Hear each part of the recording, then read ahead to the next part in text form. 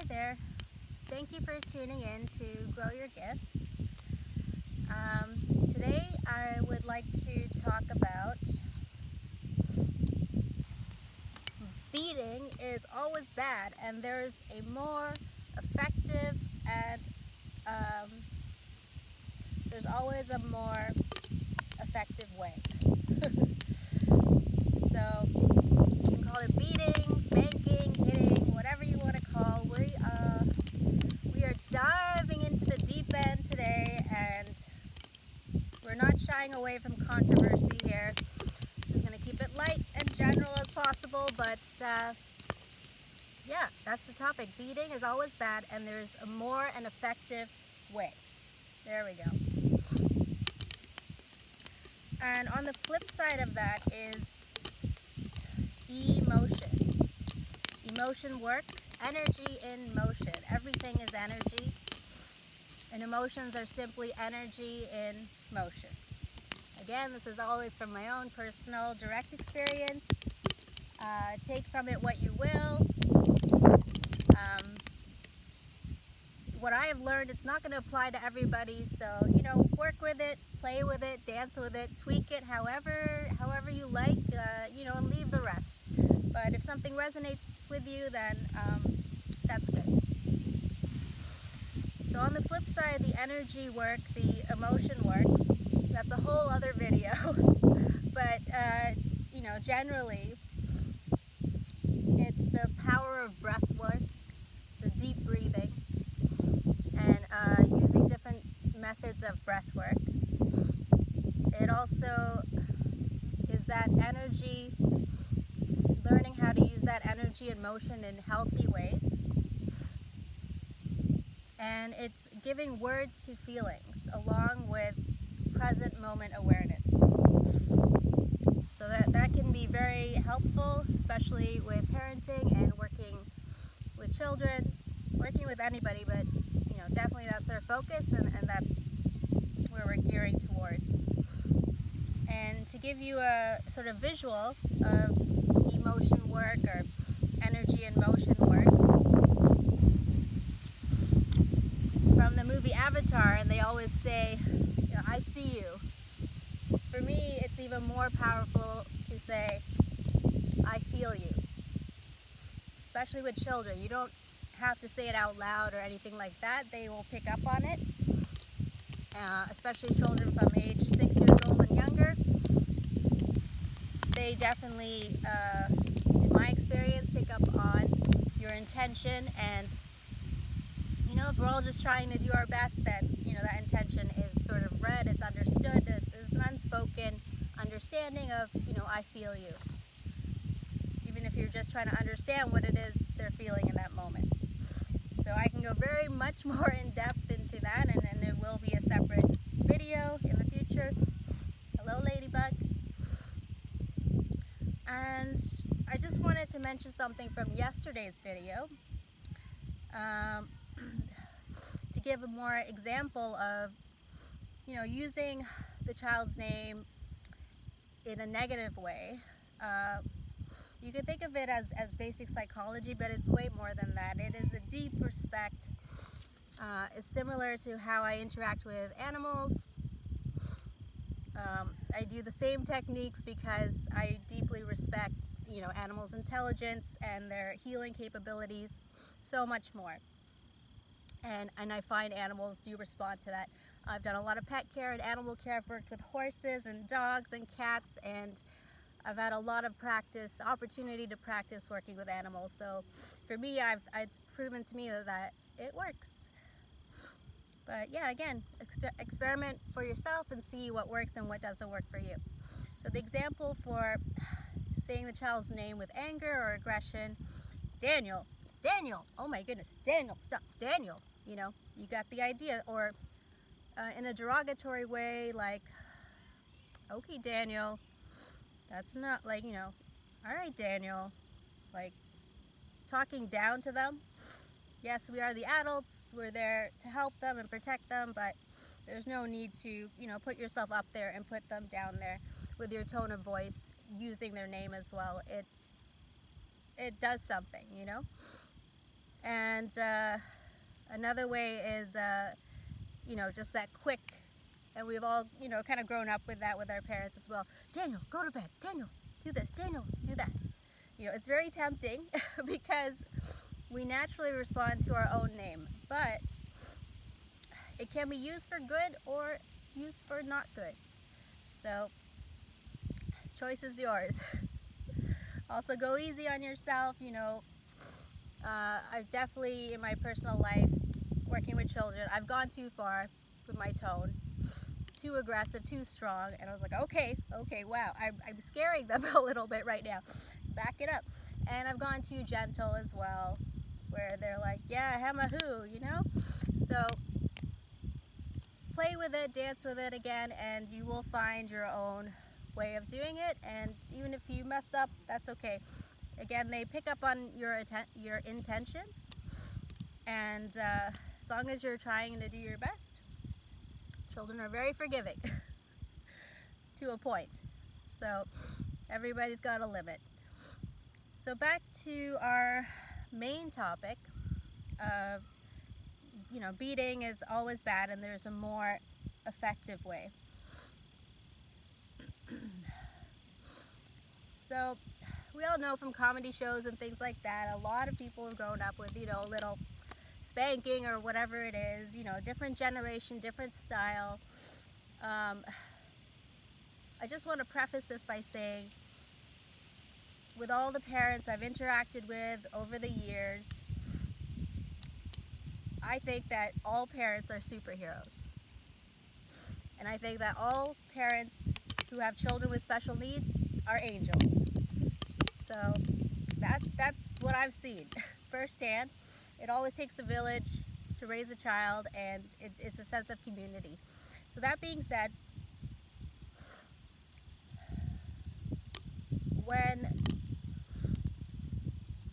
I just want to gather my notes, gather myself, get down to the core of it. So the essence of what I want today's video to be about is own it, feel it, and release it. Don't dump it. For example, a parent is overwhelmed in the moment. They can't take anymore. They lock the door, go in their room. The child's banging on the door, screaming on the other side. When you think about it, on one hand you say, oh my goodness, that's neglect, oh that's mean to the child, oh they shouldn't do that. But if you take a compassionate lens and look at that parent with your heart, you'll see that in that moment she was doing the best with what she knew in that given time. Maybe she was feeling overwhelmed. You don't know what else is affecting her. You don't know what her upbringing was like. In my experience, almost all the time, parents I've met are doing 200% better than what they were given. So yeah, they pick up the bad habits, and they do that too sometimes, most of the time, but it's just lack of education, and that's something we can change. That's something I've changed with myself. So educating myself, and ongoing process, of course. And yeah, this is a very, a deep topic, and it's very sensitive, and it is very close to my heart. So there are various types of abuse, and there's, from my studies and research, emotional abuse and neglect, mental abuse, those can be even more damaging than physical abuse. This topic is about mostly physical abuse, but just to keep in mind that also is a more extreme in a way, because it really gets to how you end up talking to yourself. Your own internal dialogue comes directly from your parents most of the time. And you'll see that pattern over and over again. When you observe your own thoughts and things like that, and you say, oh, where did I get this from? Well, maybe I heard my grandpa talk like that over and over. I don't know. So when I first started early child care back in 2003 in Sheridan College, I was in my early 20s, and I thought, okay, maybe, when they're hitting their kids, children are learning firm boundaries. Maybe, that's teaching them to be stronger. Maybe it's helping them in some way. It's a tough world. You got to toughen up, right? And things like that. But right from the get-go, 2003, the research shows, it's been proven, it does not help. If it works, it works. That's what we say in childcare. If it works, it works. And on the surface, it looks like it works. A little spanking, they get the idea, right? But it does not work. So what the research was saying, even back then, is that what it teaches a child is fear. It teaches them blame. It teaches them shame, unworthiness, self-loathing, sadness, terror, and a sense of I am not safe in this environment. Those are lasting effects. Everybody's going to take it differently. Their perspective is differently. Maybe they don't need counseling for it as they become adults. But there is a residue, and those are very low frequency energy. If you know there's a better and safer way, yes, it's hard work to take the time and think about how can I approach this, providing them firm boundaries without, losing my ish kind of thing, then you're going to have to sit and think about it. Maybe write it down and come up with a game plan with your team and everyone's being consistent that, no, this is the boundary. And, all three of us adults in this child's life are consistent and saying the same thing. Absolutely no. So there's no need to resort to, beating the child. So I had something and I just lost it, but it was a good one. It'll come back. Basically, when you own it, feel it, and release it, and work on not dumping it, on somebody, especially a little person, it can, transform the whole environment. You want to create a nice, safe environment. You're still the parent. You're not, their best friend. You want to be friendly, but you're still the parent, and your job is to protect them. And we all know that. Came back to me. So when you really think about it, what really clicked for me back in 2003 was, my intuition was right all along. I didn't have the words for it.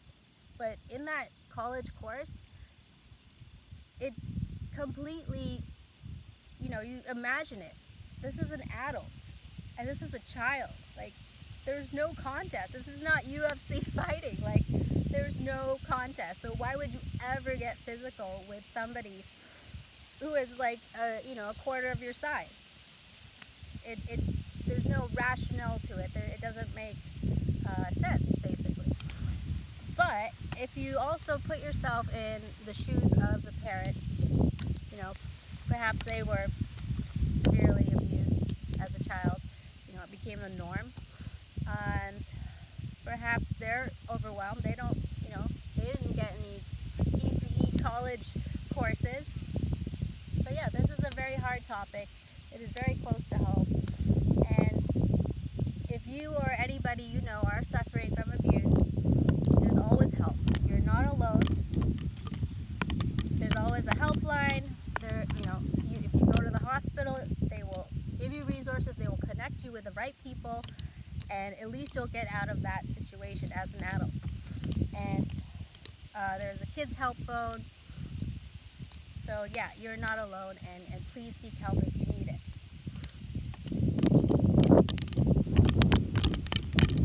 I think that's all I really wanted to go over on this topic.